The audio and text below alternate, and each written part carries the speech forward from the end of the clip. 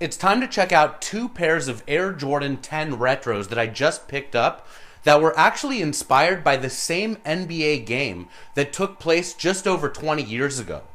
On March 28th, 1995, just after coming back from his first retirement, Michael Jordan scored 55 points at Madison Square Garden. The game was televised on TNT, and both of the shoes in front of you are inspired by that game. Let's check them out. Over here is the Chicago Bulls colorway. I picked these up at Finish Line. Check this out. I actually had $20 worth of loyalty rewards and a $25 gift card, which made this purchase $158.59. It was as if I was able to go back in time a couple of years before all of these price hikes. Both of these 10s retailed for $190, which has pretty much been the go-to price for the remastered Air Jordans. Let's have a look at this pair. So it's been called the double nickel because Michael scored 55 points in that game. And actually, I think that nickname is very, very silly. Nike nicknamed them that, and they really ought to leave the nicknaming to the sneakerheads. This shoe is a classic, and it would have sold out without some silly double nickel nickname. In 2012, Nike made a very similar Chicago Bulls colorway of the 10, and they sold out. People called them the Chicago Bulls. They didn't need some silly nickname, and they were very popular until this pair came out, which is remastered, meaning it has better quality, better materials, and looks more like the original. And also this pair features the number 45 on here, which Michael Jordan wore when he came back to the NBA for the first time. Last year, when the opening day pack came out of 1s and 9s, I picked up the pair of 9s at Shoe Palace, and I saw the number 45 on the back, and I was like, man, hopefully Nike's going to start putting number 45 on the right shoes, and they did it right here, and let's really hope that they do it with Space Jam 11s. They've done a whole lot to retro the whole Bugs Bunny Michael Jordan line, but they haven't said anything about the Space Jam 11s, and what we would really love to see is a number 45 on the back of those. The Air Jordan 10, when it came out, it was really like the highlights of Michael Jordan's career, because remember, Michael had just retired. Have a look at it up here. It's actually a pretty plain silhouette. Nice white tumbled leather. It's got the speed lacing in here, which is a nice little touch. But when I say greatest hits or highlights, what I'm referring to are Michael Jordan's stats on the outsole. Starting down here with 1985, Rookie of the Year.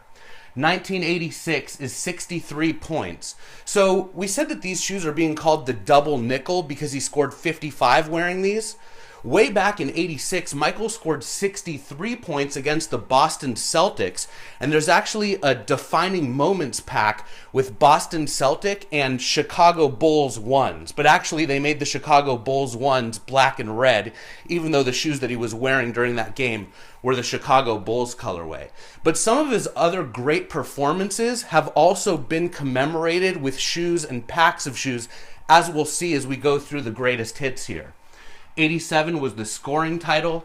In Michael's second season, he actually averaged 37.1 points per game, which was his highest ever, but he was injured during that season and didn't play a whole lot.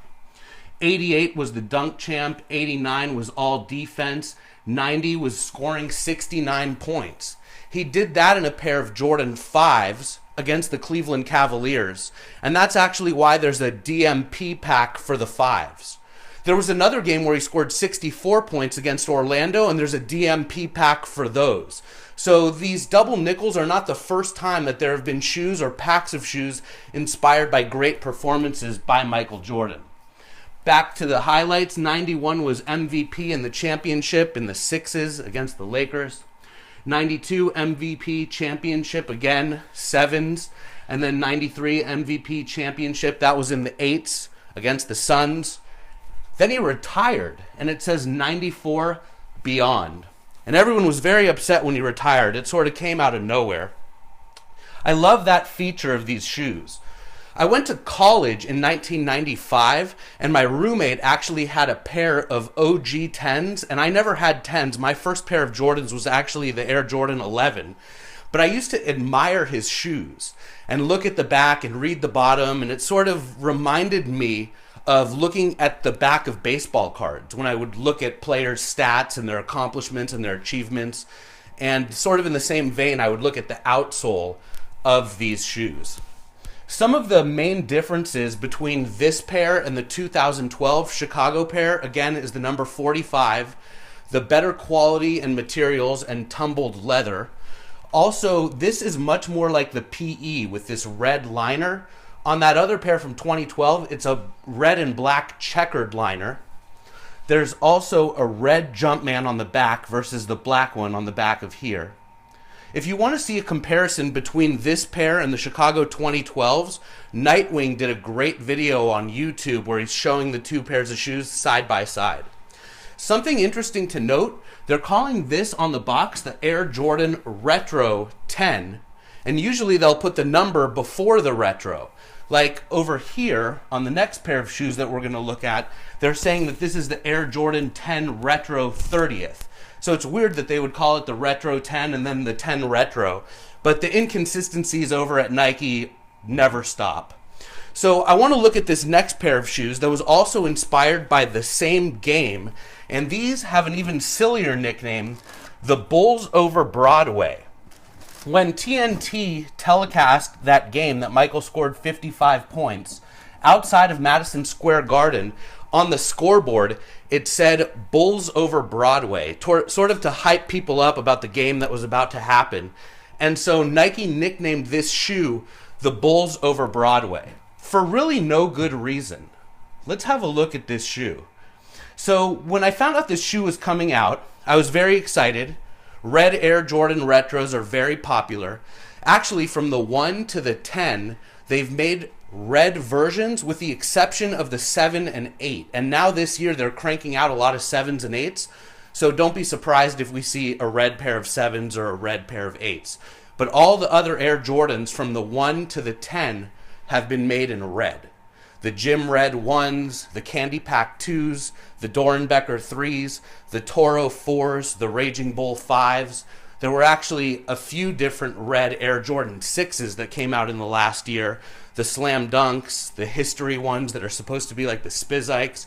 Some could argue the Infrared 23s are sort of a shade of red.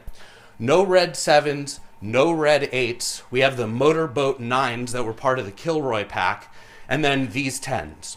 So these 10s came out, and people were calling them the Bulls over Broadway. And I was like, that's a weird nickname. And I didn't know it was because of that telecast. And I actually thought that it was because the Bulls are red and black, like the upper, and Broadway is a popular street in New York, which is made of cement, and the midsole and part of the outsole is sort of cement. So I was like, okay, Bulls over Broadway. But that wasn't the case. It was named after that TNT telecast. And I really think that Nike needs to leave the nicknaming to the sneakerheads.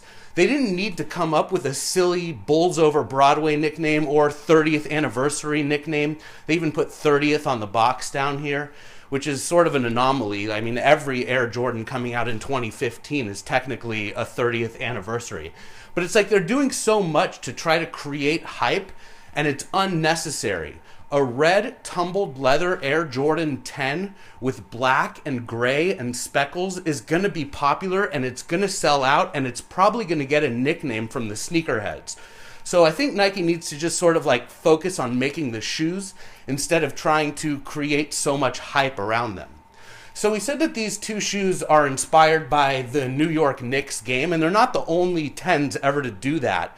There have been other 10s inspired by the New York Knicks. There was a whole city series back in the day that included Chicago, Orlando, Sacramento, Seattle, Charlotte, and a New York Knicks colorway of the Air Jordan 10. Most recently, when they brought back the Bulls over Broadway 10s, there was another pair of 10s that came out that very same day, the Lady of Liberty, inspired by the Statue of Liberty. It's like, man, they're just cranking out all of these retros with so many inspirations.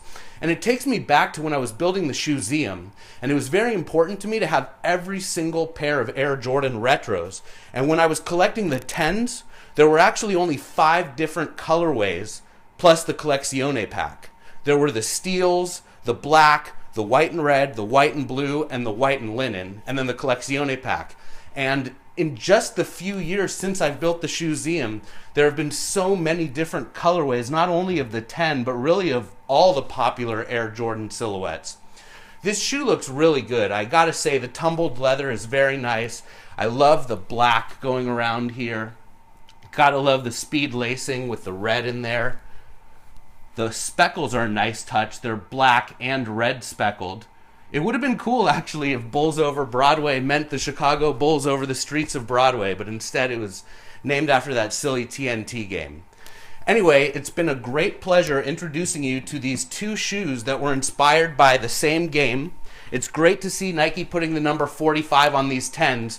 We can only hope that they'll do the same thing with the Space Jam 11s.